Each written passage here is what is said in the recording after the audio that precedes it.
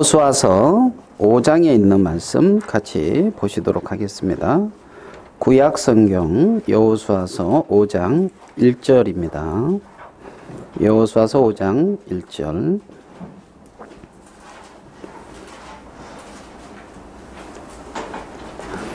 요단 서쪽의 아모리 사람의 모든 왕들과 해변의 가나안 사람의 모든 왕들이 여호와께서 요단물을 이스라엘 자손들 앞에서 말리시고 우리를 건너게 하셨음을 듣고 마음이 녹았고 이스라엘 자손들 때문에 정신을 잃었더라.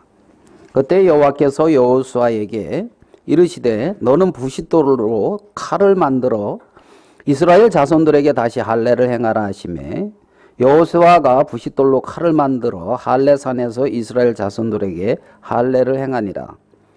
여호수아가 할례를 시행할 까닭은 이것이니 애굽에서 나온 모든 백성 중 남자 곧 모든 군사는 애굽에서 나온 후 광야길에서 죽었는데 그 나온 백성은 다 할례를 받았으나 다만 애굽에서 나온 후 광야길에서 난 자는 할례를 받지 못하였습니다.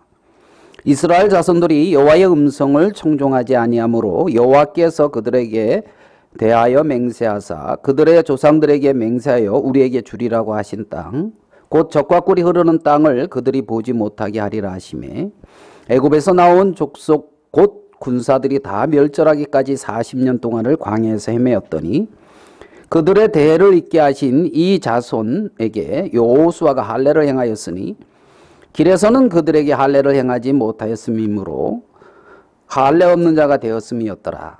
또 그 모든 백성에게 할례 행하기를 마침에 백성이 진중 각 처소에 머물며 낫기를 기다릴 때에 여호와께서 여호수아에게 이르시되 내가 오늘 애굽의 수치를 너희에게서 떠나가게 하였다 하셨으므로 그곳 이름을 오늘까지 길갈이라 하느니라. 또 이스라엘 자손들이 길갈에 진 쳤고 그 달 14일 저녁에는 여리고 평지에서 유월절을 지켰으며 유월절 이튿날에 그 땅에 소산물을 먹되 그날의 무교병과 볶은 곡식을 먹었더라. 또 그 땅에 소산물을 먹은 다음 날에 만나가 그쳤으니 이스라엘 사람들이 다시는 만나를 얻지 못하였고 그 해에 가나안 땅에 소출을 먹었더라. 여호수아가 여리고에 가까이 이르렀을 때에 눈을 들어본 즉 한 사람이 칼을 빼어 손에 들고 마주 섰는지라. 여호수아가 나아가서 그에게 묻되 너는 우리를 위하느냐 우리의 적들을 위하느냐 하니 그가 이르되 아니라 나는 여호와의 군대 대장으로 지금 왔느니라 하는지라. 여호수아가 얼굴을 땅에 대고 엎드려 절하고 그에게 이르되 내 주여 종에게 무슨 말씀을 하려 하시나이까. 여호와의 군대 대장이 여호수아에게 이르되 내 발에서 신을 벗으라 내가 선 곳은 거룩하니라 하니 여호수아가 그대로 행하니라. 우리 15절까지 여호수아서 5장을 다 읽었습니다. 반갑습니다. 여호수아서 1장은 모세가 이제 1장은 이제 여호수아서 1장에 보면 모세가 죽은 후에 이스라엘 백성들이 여호수아를 이렇게 지도로 가나안 땅에 들어가 이제 전쟁을 이제 시작하게 되는. 그래서 여호수아서는 가나안 땅에서 이제 이스라엘 백성들이 자기의 기업을 얻는 그러한 전쟁을 우리가 여호수아에서 이제 볼 수가 있습니다. 그러니까 모세는 이스라엘 백성들을 애굽에서 이끌어내는 일에 이제 출애굽하는 일에 쓰임을 받았고 여호수아는 이스라엘 백성들이 가나안 땅을 점령하는 일에 이제 쓰임을 받았죠. 그래서 이제 출애굽이나 가나안의 입성 모두 이스라엘 백성에게 있어서는 이제 굉장히 이제 작은 일이 아니라 이제 큰 일이죠. 큰 일. 오늘 읽은 말씀에도 보면 아까 우리 사회하신 이제 형제님도 말씀하셨지만 요단강을 이제 하나님의 능력으로 이렇게 건넜죠. 그 요단강이 해수면보다 얕잖아요. 그 아시죠? 해수면보다 낮아요. 사해는 해수면보다 한 400m? 뭐 이렇게 좀 사해 바다는 그렇게 낮거든요. 그러니까 이 굉장히 이제 낮은 지역이란 말입니다. 낮은 지역에. 그래서 물이 딱 오면 있잖아요. 그 낮은 지역에 물들이 쫙 모이기 때문에 이 요단강이 굉장히 범람해서 이게 폭이 엄청 넓어지는 거예요. 그리고 이제 비가 안 올 때는 말라서 뭐 또랑물 같고, 그러니까 비가 왔을 때나 뭐 비가 안 왔을 때 차이가 굉장히 크다고 이제 그럽니다. 이제 그런데 이때는 요단강이 이렇게 창일할 때에 이들이 이제 하나님의 능력으로 이제 그 요단을 건너고 가나안에 이제 입성을 했는데, 그 소식을 이제 가나안 사람들이 이렇게 듣고 나니까 전쟁을 할 때에 먼저 뭐 합니까? 기싸움. 기가 누가 꺾였어요? 가나안의 이제 족속들이 먼저 이제 기가 딱 꺾였어요. 전도할 때에 이제 기싸움 하면은 이제 꺾입니까? 이렇게 누릅니까? 안 해봐서 모르는 눈치네. 다 이렇게 보니까. 우리 중에 어떤 형제님은 구원받고 이제 어느 목사님하고 절대 자기가 눌리지 않고 성경 아는 건 아무것도 없지만은 의인이다. 이거 이제 하나 알고 뭐 일주일인가 뭐 그렇게 이제 뭐 가서 계속 이렇게 교제를 했다 그러는데, 형제님은 의인이다 해서 충만해가지고 했는데, 그 목사 편에서는 굉장히 또 답답할 수도 있겠어요. 어떻게 저 말만 아냐 이제 이러면서. 그래도 한 말씀 정확히 알고 그거에 이제 딱 목숨 걸고, 그죠? 생명이 돼가지고 기싸움에서 전혀 이제 안 지는. 지금 가나안에 이제 백성들이 이런 소식을 듣고 이제 이들의 마음이 녹았다, 이렇게 이제 표현을 이렇게 하지요. 그리고 이제 오늘 읽은 말씀에 보니까 가나안에 이제 전쟁을 이렇게 앞두고 있는데, 이스라엘 백성들이 전쟁을 앞두고 한 일은 오늘 읽은 이렇게 말씀에 보면은 할례를 행했고 이제 유월절을 이제 지켰습니다. 그리고 이제 전쟁을 앞두고 할례를 행한다. 우리 생각엔 안 맞지요? 이게 할례 행하고 전쟁하기가 쉽지는 않을 거예요. 예? 그런데 여호수아가 또 여호와의 이제 군대, 개역 한글에는 이제 군대 장관이다 이렇게 나와 있죠. 군대 장관을 만납니다. 이제 개역 개정에는 이제 여호와의 군대 대장이다 이렇게 이제 표현하고 있는데, 여리고에 가까이 왔는데 어느 사람이 칼을 쫙 빼고 이제 길을 막고 있는 거죠. 그러니까 여호수아가 당신은 우리 편입니까? 상대 편입니까? 우리의 대적 편입니까? 그러니까 나는 여호와의 군대의 장관이다, 대장이다, 이제 이런 거예요. 여호와의 군대 대장이다. 제가 이 장면을 볼 때 늘 생각나는 건 이제 에이브람 링컨의 어떤 그 말이 생각나요. 저도 몇 번 말씀드렸는데 기억나실지 모르겠습니다. 링컨이 남북 전쟁을 이렇게 할 때에 처음에는 이제 이 북군이 밀려요. 남군한테 계속 패전 이렇게 해오면서 밀리는데, 앤팅텀인가 뭐 그 전투에서 그 남군이 이렇게 진격해 오는 걸 이렇게 막아요. 그래가지고 거기서 이제 남군의 기세가 조금 꺾이는 전쟁이 이제 앤팅텀 이제 그 전쟁이었거든요. 근데 이제 그 전쟁을 치르고 나니까 링컨의 이제 이 부관이 뭐라 그랬냐면, 대통령님 이제 걱정하지 마십시오. 하나님은 우리 북군 편입니다. 이렇게 말했단 말이에요. 그러니까 이제 그때 링컨이 뭐라고 말을 했느냐면, 내가 염려하는 것은 하나님이 우리 편이냐 이걸 염려하는 게 아니고, 내가 염려하는 것은 내가 하나님 편에 서 있느냐 하나님 편에 서 있지 않느냐 이것을 염려한다. 나는 하나님 편에 서 있기를 원한다. 링컨이 이제 그렇게 말을 했다 그러거든요.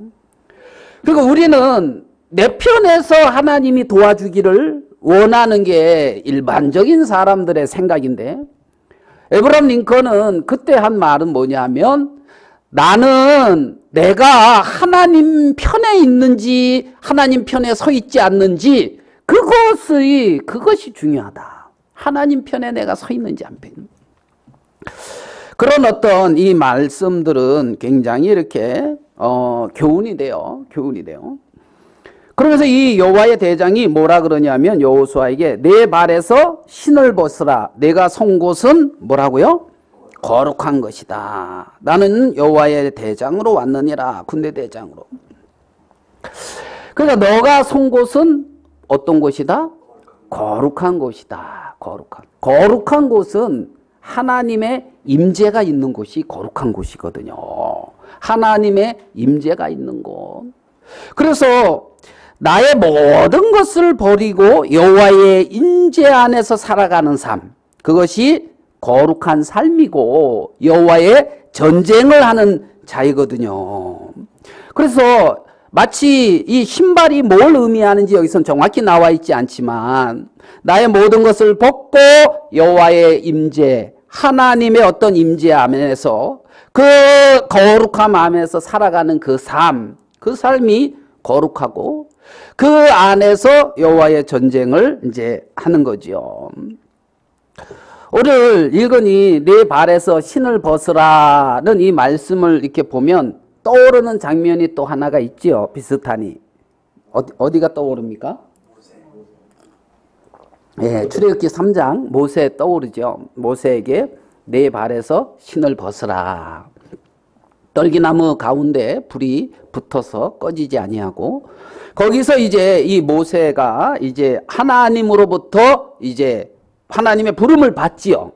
그리고 모세는 자기를 통하여 하나님이 이스라엘 백성들을 애굽에서 이끌어내리실 거라는 어떤 그러한 하나님의 뜻을, 하나님의 말씀을 이렇게 봅니다.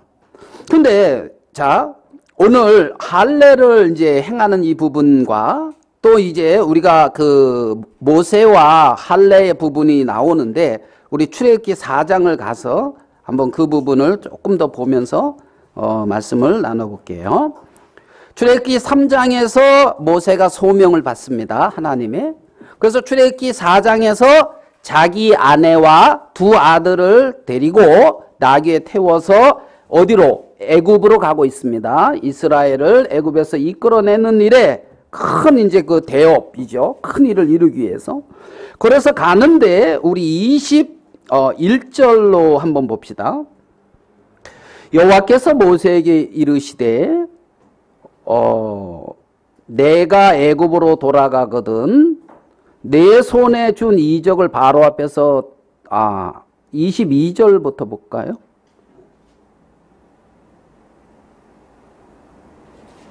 어, 22절.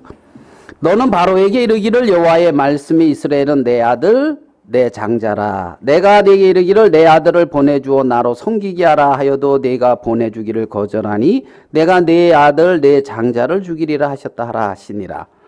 하나님이 이제 바로가 이스라엘 백성들을 안 보내니까 네 아들 장자를 죽이겠다. 이제 이 말씀을 하십니다. 24절. 모세가 길을 가다가 숙소에 있을 때에 여호와께서 그를 만나사 그를 어떻게 해요? 죽이려 하신지라. 지금 하나님이 모세를 죽이려 한단 말입니다. 앞에서는 바로의 아들 죽인다 하더만 모세를 죽이려고 해요. 그러니까 25절 시보라가 돌칼을 가져다가 그의 아들의 포피를 베어 그의 발에 갖다 대며 이르되 당신은 참으로 내게 피 남편이로다 하니 여호와께서 그를 놓아주시니라. 그때의 시보라가 피 남편이라 함은 할례 때문이었더라. 그래서 여기서 이제 할례 행하는 장면, 아까 우리가 할례 행하는 이스라엘 백성 거기랑 이제 또 할례가 또 겹치죠. 여호와의 사자가 여호수아 앞에 딱 섰던 모습이나 또 여호와께서 모세를 죽이려고 하는 모습이나 이렇게 비슷한 부분들이 조금 연결이 되죠. 그러면 하나님이 이제 이 모세를 죽이려고 이렇게 하는데 여기 20절에 봐봐요.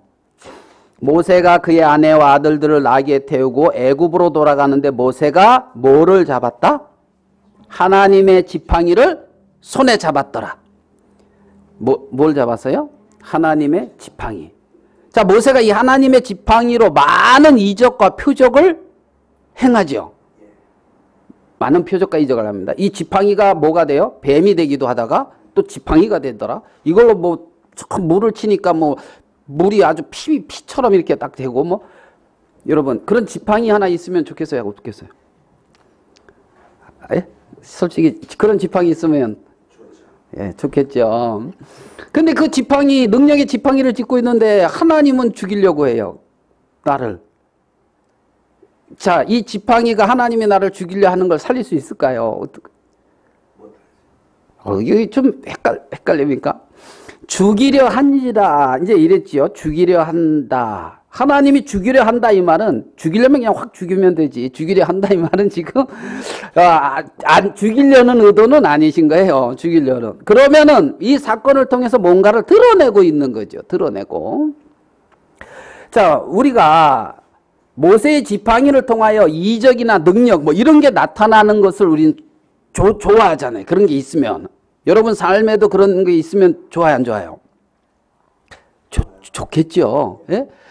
뭐 아픈 사람 탁 기도하면은 병이 탁 나. 얼마나 좋아요. 그죠? 그러면 여러분 예수님이 십자가에 딱 달려 있을 때 밑에서 사람들이 그랬거든요. 네가 하나님의 아들이야? 네가 하나님이야? 그럼 내려와서 너를 구원해 봐. 막 조롱을 했잖아요. 근데 예수님 내려왔어요, 안 내려왔어요? 그때 내려오셨어야 되는데, 그렇죠? 내려오셔가지고 이놈들 내가 말이야 악하면서 얼마든지 능력이 있지만 능력을 행하지 않고 하나님의 뜻에 순종했단 말이에요. 그러니까 십자가의 어떤 그 길은 어떤 능력을 행하는 길이 아니라 하나님의 뜻에 순종하는 길인 것을 우리는 알 수가 있어요. 그러니까 하나님의 뜻에 순종하는 어떤 그 길에 십자가의 길에 있기보다는 어떤 그러한 능력 좀 베풀어 보시라니까 내가 이렇게 어렵다니까 좀 구원해 보시라니까 이렇게 하나님 앞에 설 때가 많다는 거죠. 이 모세의 지팡이 가지고 지금 뭐 하는 거예요? 이 지팡이를 한번 사용해. 근데 지금 이 누굽니까? 십보라가 이 일을 딱 당할 때에 어떻게 해요? 할례를 딱 이렇게 향해서 그러면서 피난편이다 이런 어떤 말을 합니다. 그 말은 이 할례, 피 이거는 어떻게 보면 언약의 표거든요. 언약의 표란 말입니다. 할례는 언약의 표징이란 말입니다. 언약의 표징. 자, 우리가 십자가의 어떤 그 길이 우리의 마음에는 안 맞는 경우도 있어요. 아까 우리 뭐 찬송하고 그럴 때 어느 목사님 그 간증을 했잖아요. 그 우리가 그 간증이 굉장히 은혜롭게 들리고 그죠? 그 찬송을 그 간장 생각하면서 부르니까 굉장히 좀 마음이 좀 다르잖아요. 어떻게 그게 이제 십자가의 길을 갔다 이런 부분에 마음에 동감은 되죠. 근데 내가 그 길 가려면 하나님이 예수 그리스도께서 가신 많은 믿음의 사람들이 가신 그 길을 동일하게 나도 갈 수 있도록 은혜를 베풀어 주셔서 감사합니다. 이렇게 됩니까? 안 됩니까? 안 당해봐서 모르겠어요. 이제 안 당해봐서. 우리가 원하는, 우리가 원치 않는 많은 어떠한 일들을 우리에게 하나님이 주실 때가 많아요. 삶 속에서 보면. 근데 그러한 일은 어떤 부분을 이렇게 보게 되냐면 우리의 마음을 여기 보면 모세를 죽이려고 하면서 그 피난편이다. 언약을 떠오르게 하는 것처럼 우리가 기대하는 바를 무너뜨리고 우리를 하나님의 어떤 언약 앞으로 우리를 이끌어가고 있는 하나님의 마음을 우리가 종종 느낄 수가 있거든요. 내 마음에 기대하고 내 마음에 원하는 어떠한 이러한 일들 아닌 어떤 하나님의 어떤 약속과 하나님의 어떤 언약 앞으로 내 마음이 이렇게 쓸 수 있도록. 그래서 이 할례는 언약의 표고 그 할례 속에는 어떤 뜻이 있단 말입니다. 할례를 베푼 그거에는 어떤 그러한 뜻이 있어요. 그 할례를 베푸는 어떤 그러한 뜻. 그게 뭐지요? 할례를 베푸는 뜻이? 뭡니까?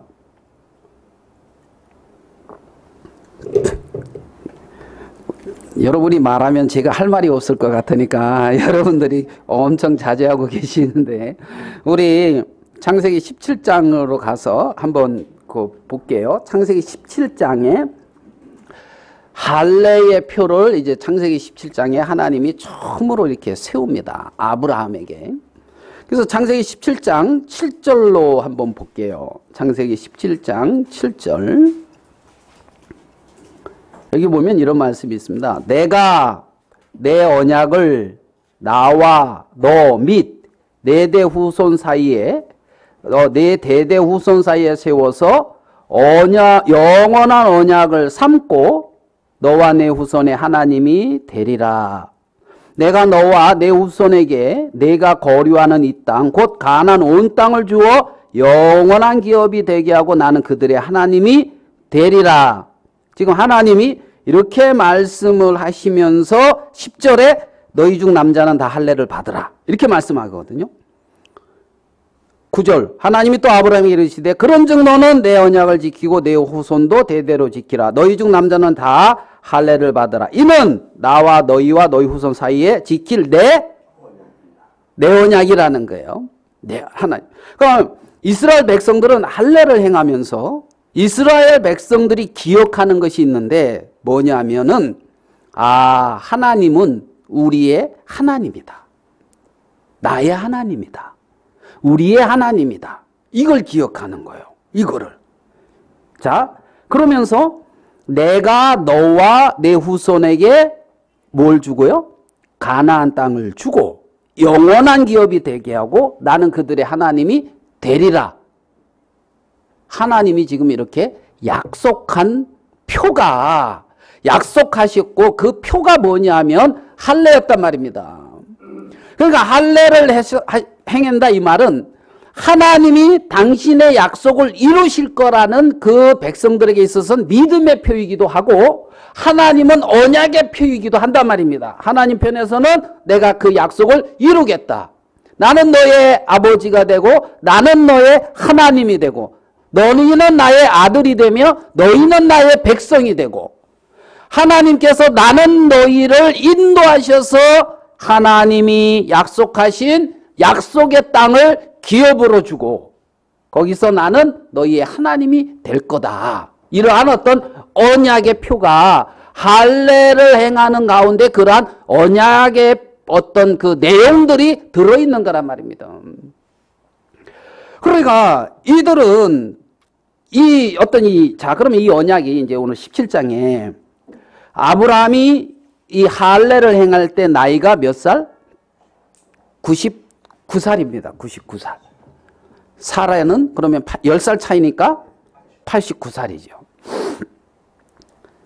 그러면 75세 때 약속을 받고 이제 거의 몇 년이 지난 거죠? 75세인데? 24년. 네, 24년. 14년은 이제 이스마엘 낳고 14년. 85세 때에 하가를 취해서 86세 때 이스마엘을 낳았으니까. 그러니까 이 집에는 지금 아들이 누가 있어요, 없어요? 이스마엘.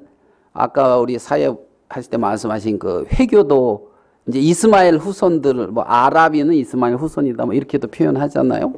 자, 그러면 이 집에 14살 된 이제 아들이 하나 무럭무럭 잘 자라고 있습니다. 이스마엘이 뭐 그냥 뭐 이렇게 좀 능력이 없었던 건 아닌 것 같아요. 이렇게 느낌상. 그러면 이스마엘이 이렇게 잘 자라고 있고 거기에 이제 사라라고 하는 이제 할머니가 있고 아브라함이 이제 딱 있는데 거기에 이제 하나님이 오셔가지고 이제 내 후손들을 하나님이 될 것이며 약속의 땅을 딱 주겠다고 얘기하고 있습니다. 그러니까 아브라함이 누구를 통해서 그 일을 이루시겠다는 그 마음을 갖습니까? 아브라함이. 지금 제 설명을 잘 들었으면 이제 이스마엘이다 이렇게 이제 나오셔야죠. 아브라함은 지금 이스마엘을 통해서 그 일을 이룰 거다는 마음을 갖습니다. 여러분 그런 마음 가질만 한 것 같아요? 안 같아요? 가질만 하죠. 근데 하나님은 누굽니까? 사례를 통해서 난 자를 가지고 그 약속을 이룬다는 거예요. 사례를.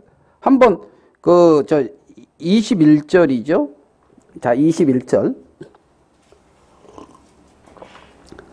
17장 21절. 내 언약은 내가 내년 이 시기에 사라가 내게 아들 낳을 이삭과 세우리라 그랬죠.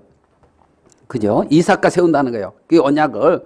그러니까 이제 이 17장에서 이 할례 속에는 할례는 이제 하나님이 이렇게 하고 이 17장에는 이삭이 태어나는 이제 이 약속도 이렇게 하고 있는 거예요. 이삭이 태어나는.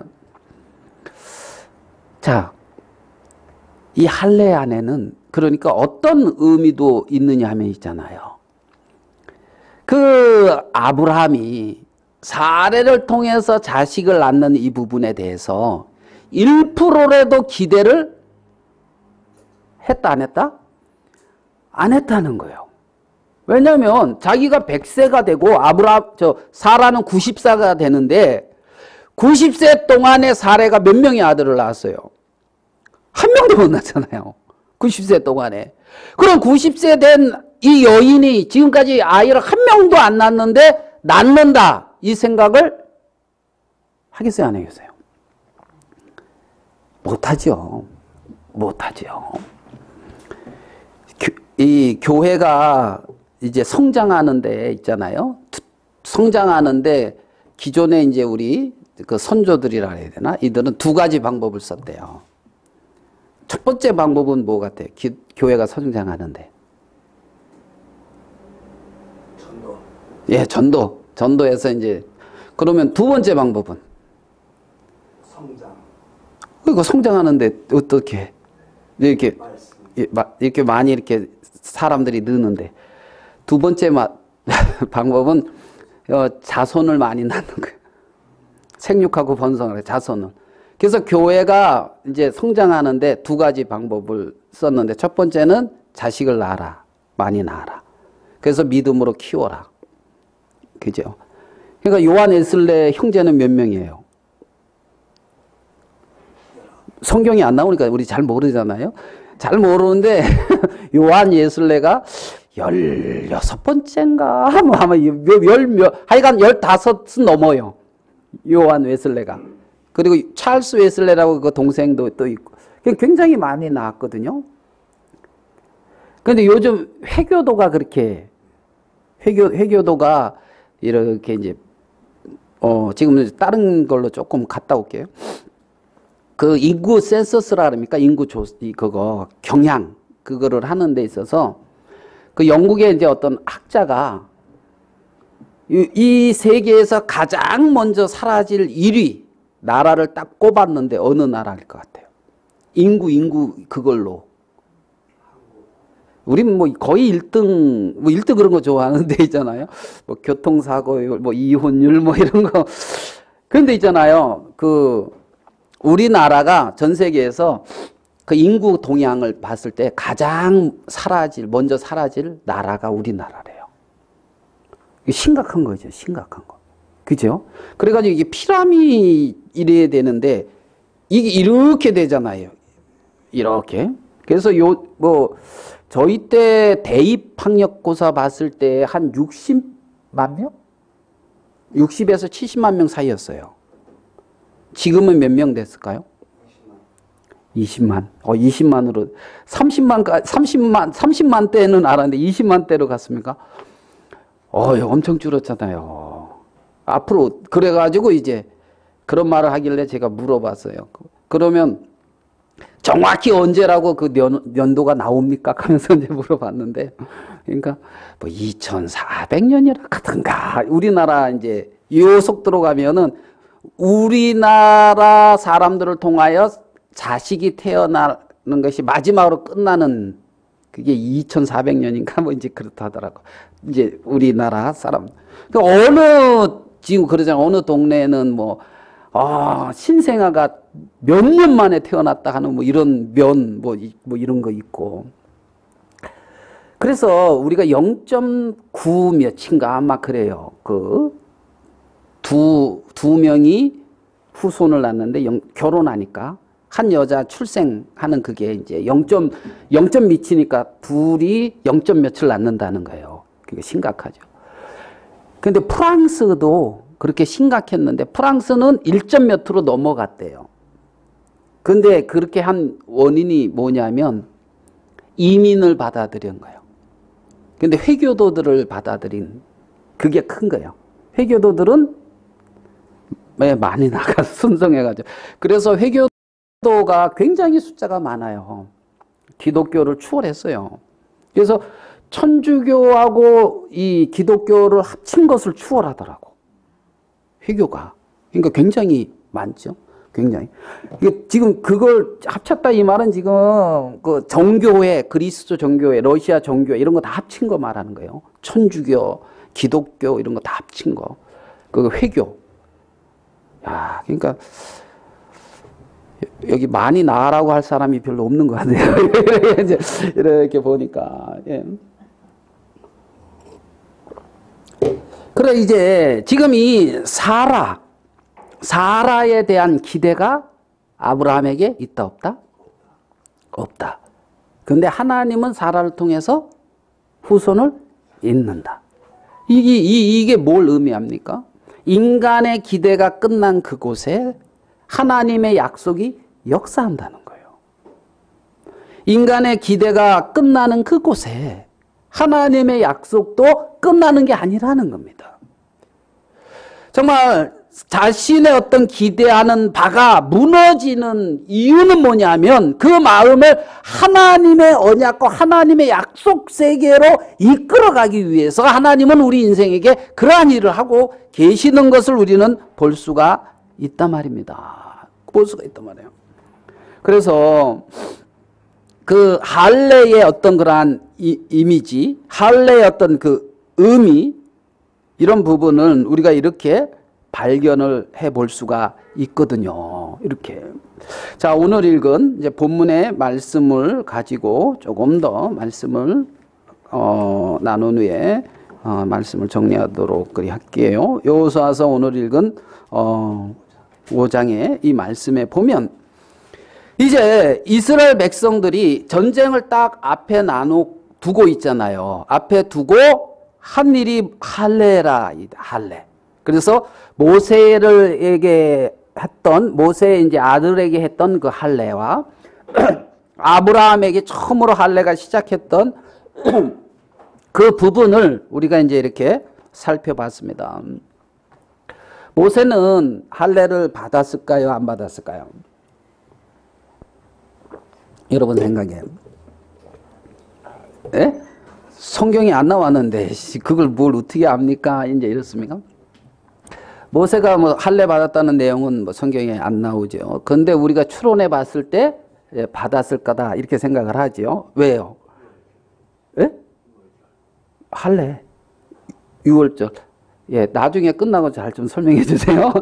그 이제 제가 원하는 그건 아니어가지고 모세가 요게벳의 손에 3개월 동안 컸거든요. 3개월.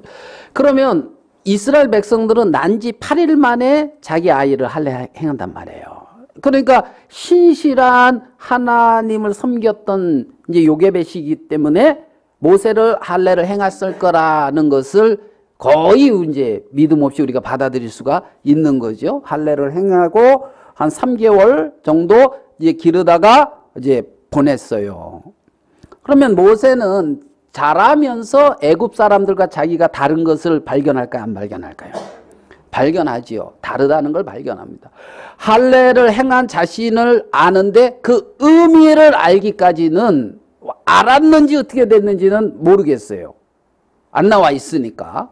그런데 이제 자기 아들에게 할례를 안 행한 걸 보면 어떤 할례의 어떤 그런 깊은 의미를 뭐라 그럴까요? 모세가 깊게 받아들였다 이렇게 보기가 쉽지는 않은 거예요. 시포라가 엄청 반대해서 그랬다. 그럼 시포라는 할례를 어떻게 받아들일까요? 시포라는 그렇게 받아들이겠죠. 어떤 이방 교회의 어떠한 한 예식이다. 이렇게 받아보겠지요, 뭐. 그걸 꼭 우리 아이한테 그렇게 고통스럽게 하면서 그걸 행해야 돼? 이렇게 이제 뭐 받아들일 수도 있겠죠. 정확한 의미를 모르니까. 그런데 하나님 앞에 딱 서게 되어졌을 때 그들을 살릴 수 있는 것은 그 언약이었다는 거예요. 약속이었다는 겁니다. 하나님 앞에 딱 섰을 때.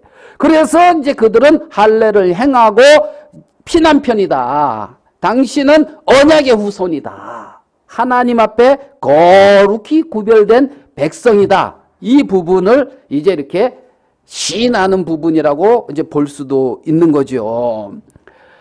가나안 땅에 이렇게 들어오면서 이스라엘 백성들이 하나님에게 할례를 하게 하고 그러면서 이들의 마음에 너희들은 언약 백성이다. 세상 백성과 같은 백성이 아니다. 가나안의 백성과 너는 다르다. 애국과 가나안과 다르다.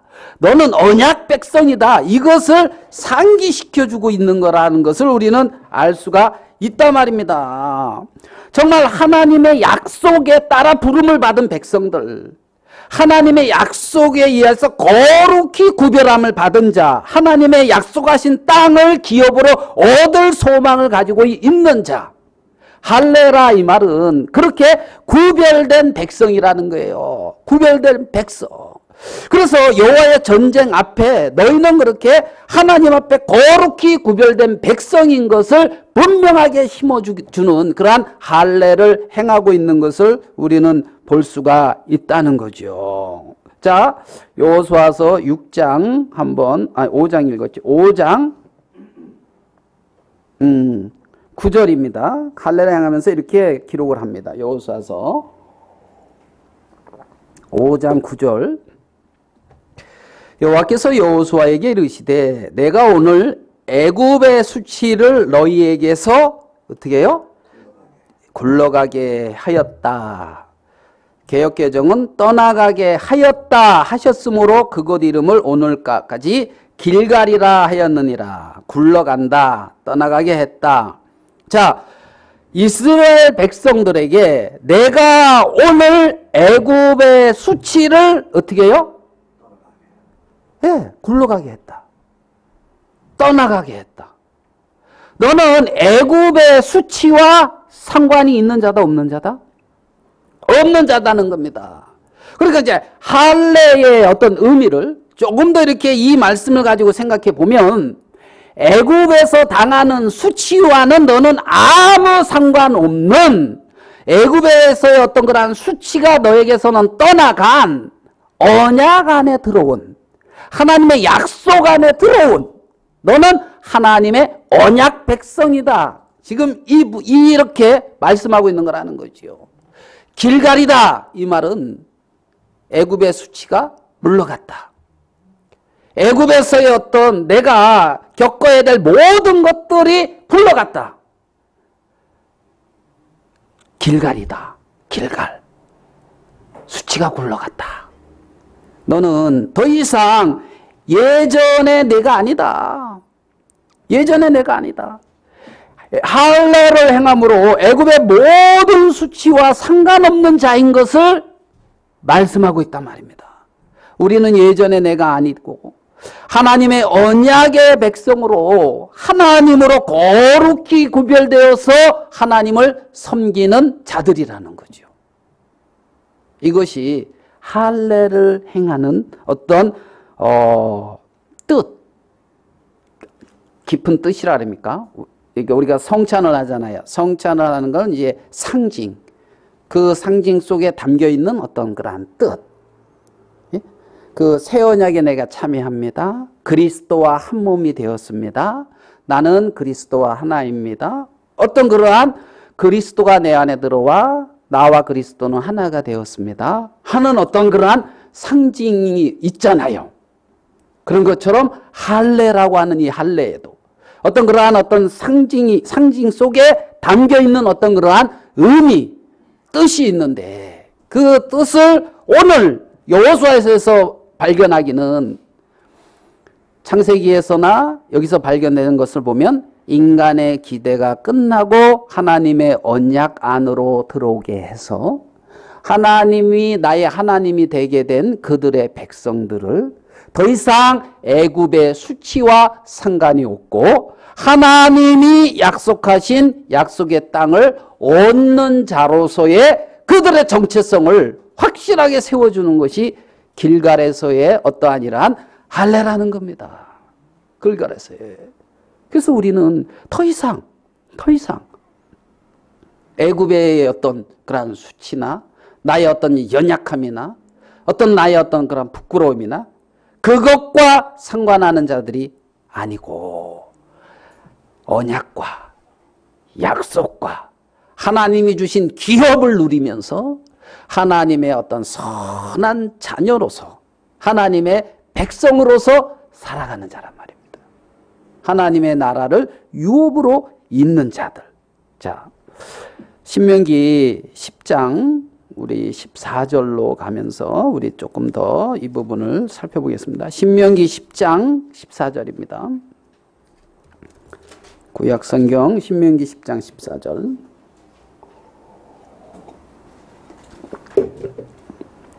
하늘과 모든 하늘의 하늘과 땅과 그 위에 만물은 본래 내 하나님 여호와께 속한 것이로되. 하늘과 모든 하늘의 하늘. 야, 그러니까 이제 하늘이 하나가 아니에요.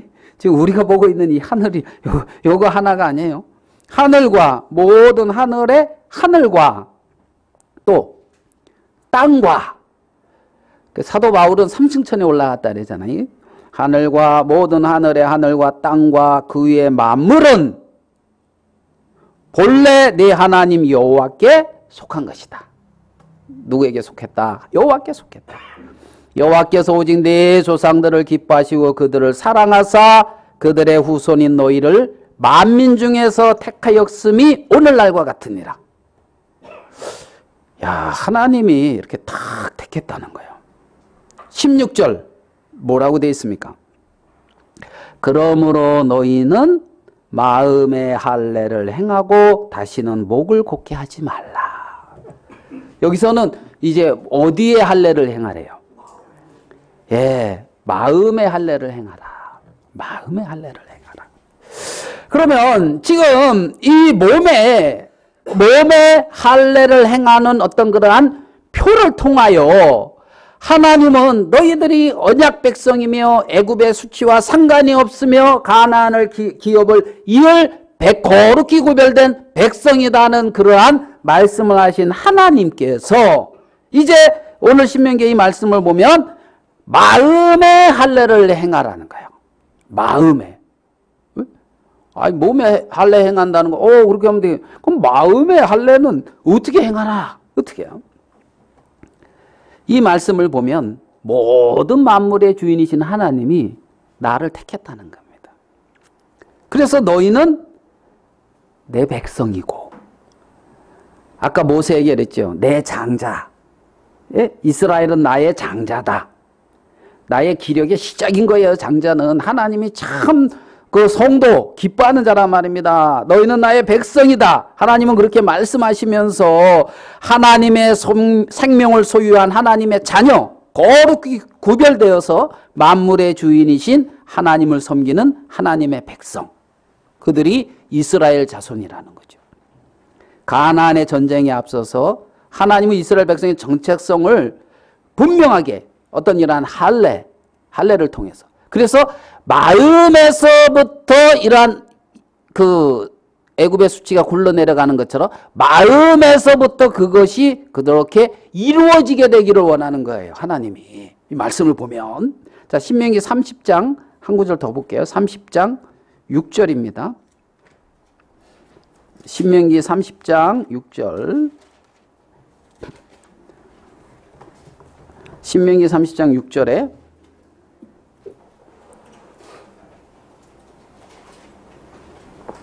이렇게 말하고 있습니다. 제가 읽겠습니다. 내 하나님 여호와께서 내 마음과 내 자손의 마음에 할례를 베푸사.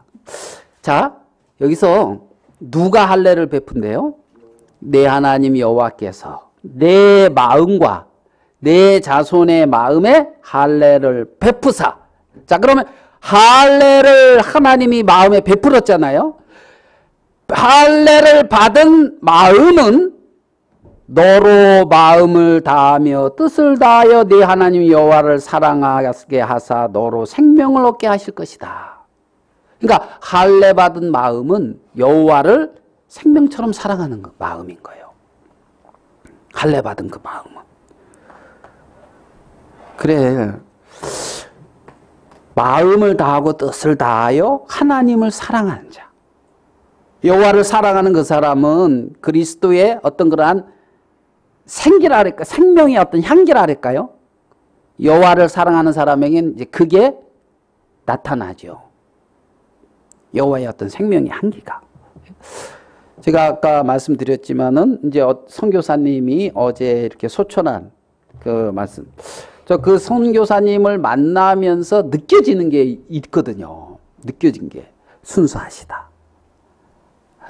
하나님 앞에 하나님을 엄청 사랑하신다. 응? 교회를 굉장히 사랑하신다. 뭐 이런 거 있잖아요. 그런 걸 느낀단 말이에요. 느낀단 말이에요. 그러니까 그 어떤 사람과 어떤 그렇게 만날 때에 느껴지는 마음이 있다는 겁니다.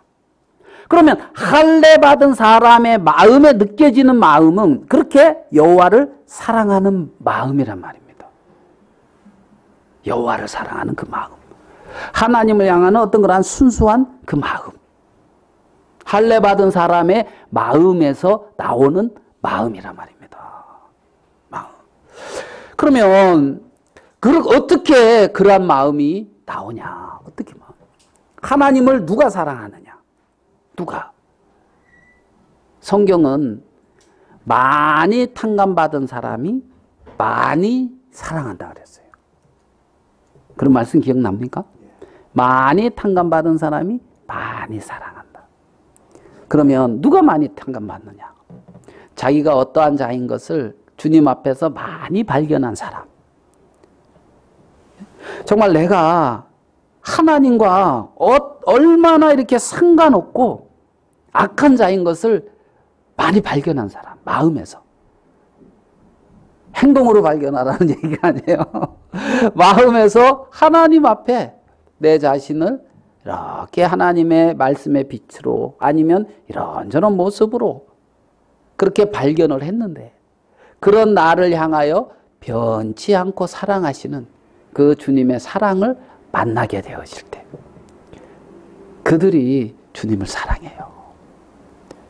변치 않게 하나님이 나를 이렇게 놓지 않고 잡고 계시고 하나님이 나를 이렇게 인도하고 계시고 하나님이 나를 향하여 정말 당신의 어떤 그러한 인자와 사랑으로 대하고 있는 것을 발견할 때마다 주님을 사랑할 수밖에 없어요. 사랑할 수. 그러니까 할례는 어디에 향한다? 마음에. 마음으로 주님을 사랑하고 마음으로 주님을 섬기는 거죠. 자, 시간이 좀 됐지만 우리 골로새서의 말씀으로 조금 더 가서 할례의 말씀을 조금 더 살펴보겠습니다. 골로새서 2장 11절입니다. 골로새서 2장 11절.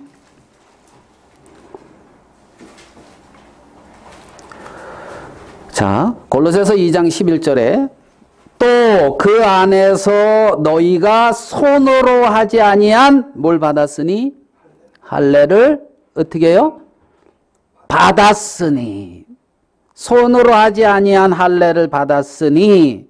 그러니까 너희가, 이 골로새 교회가 그리스도 안에서 손으로 하지 아니한 할례를 받았으니 곧 육의 몸을 벗는 것이요 그리스도의 할례니라.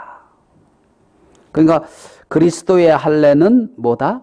육의 몸을 벗는 것이다. 육의 몸을 벗는 것이다. 애굽의 수치가 떠나는 것이다. 12절 너희가 세례로 그리스도와 함께 장사되고 또 죽은 자들 가운데 그를 일으키신 하나님의 역사를 믿음으로 말미암아 그 안에서 함께 일으키심을 받았느니라.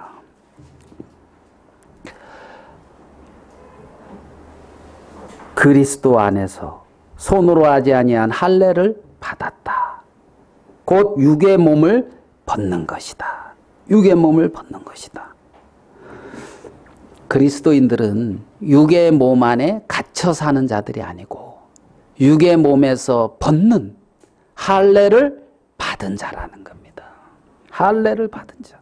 그들은 애굽을 떠난 이스라엘 백성들은 애굽을 떠난 자들이고 가나안을 기업으로 얻는 자인 것처럼 애굽의 수치가 더 이상 이스라엘 백성들을 괴롭힐 수 없는 것처럼 그리스도인들은 육의 몸을 뭐한 자들이다?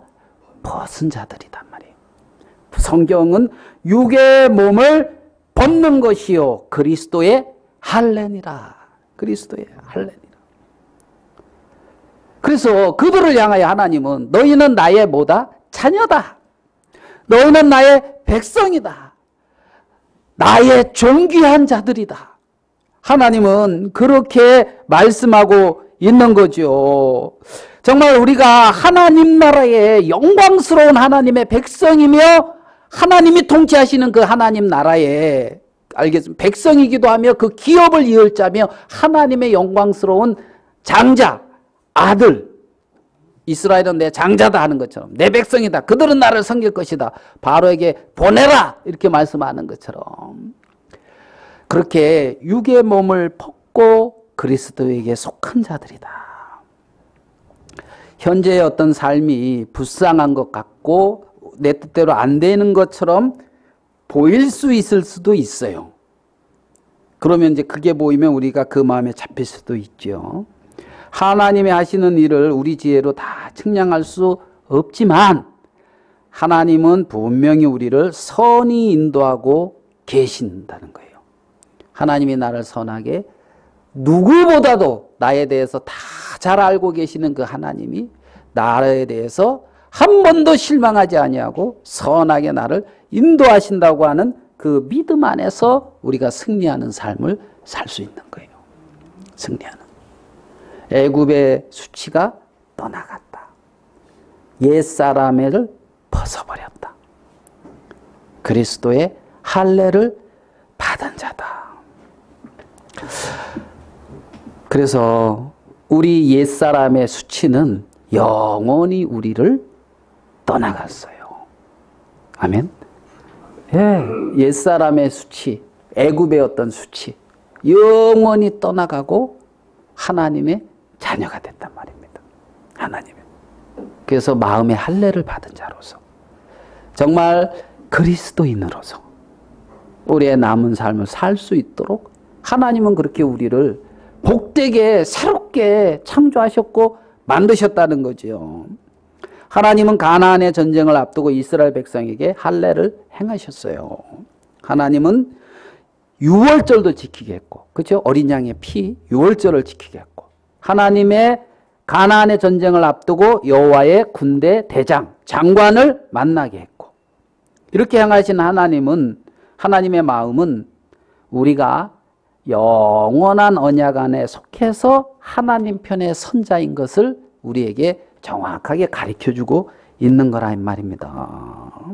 그래서 하나님의 임재로 내가 선 곳은 거룩한 곳이다 하는 것처럼 하나님의 임재가 있는 우리의 마음, 이게 거룩한 곳입니다. 하나님의 임재가 있는 그 마음을 가진 자가 서 있는 곳, 그곳은 거룩한 곳이에요. 네가 선 곳은 거룩한 곳이다. 하나님이 통치하는 곳이다. 하나님이 다스리는 곳이다. 하나님이 인도하시는 것이다. 그래서 하나님의 그러한 분명한 말씀을 기억하고 애굽의 수치가 이미 떠나갔는데 애굽의 수치가 이미 떠나갔는 정말 옛사람을 이미 벗어버렸는데 거기에 나의 어떤 가치를 두고 거기에 어떤 내 마음의 기대를 두고 거기서는 소망이 없어요. 그러니까 거기에 기대를 뒀을 때는 이스마엘이나 이렇게 간단 말이에요. 그런데 거기에 기대가 아니라 내 언약을 내게 주겠다. 할례를 행하라.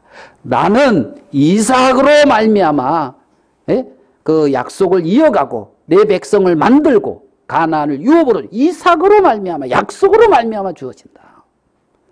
그러한 영원히 변치 않는 그러한 약속의 세계가, 하나님의 세계가 우리 안에 있다는 겁니다. 우리 안에. 그러한 하나님의 세계 안에서 나는 하나님의 자녀다. 나는 하나님의 백성이다. 하나님은 그렇게 나를 보신다. 그런 나의 정체성을 분명히 하면서 이 땅에서 승리하는 삶을 살고 하나님께 영광을 돌리게 되기를 바라겠습니다. 말씀은 이것으로 마치도록 하겠습니다.